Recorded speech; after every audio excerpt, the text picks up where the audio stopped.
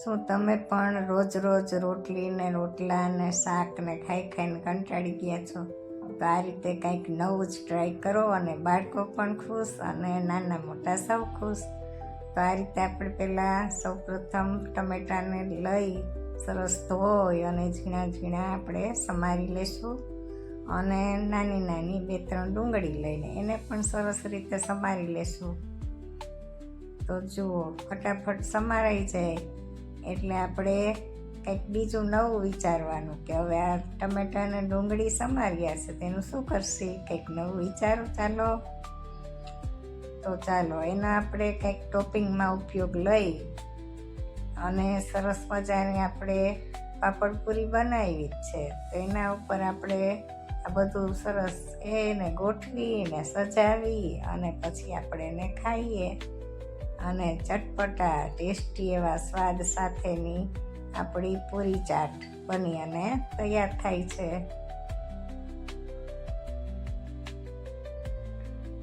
તો હવે આ રીતે બધું આપણે સમારીને તૈયાર કરી લીધું છે અને મેં 2 પાપડપુરી લઈ લીધી છે.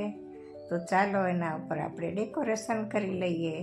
તો સૌ પ્રથમ આપણે ચોપ કરેલા ટમેટાં ઉમેરી દઈએ, સાથે આપણે ચોપ કરેલી ઝીણી ઝીણી ડુંગળી પણ ઉમેરી દઈએ.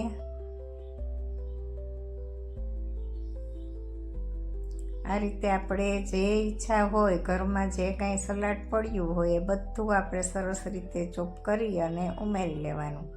અને આજે ફ્લેવર માટે મેં ફ્રેશ ફુદીનાના પાન લીધા છે. એ બંને ચાટપુરીમાં થોડા થોડા ઝીણા ઝીણા ચોપ કરી અને ઉમેરી દઉં છું. અને ઉપરથી આ રીતનો જે મેં એક પાવડર બનાવ્યો છે,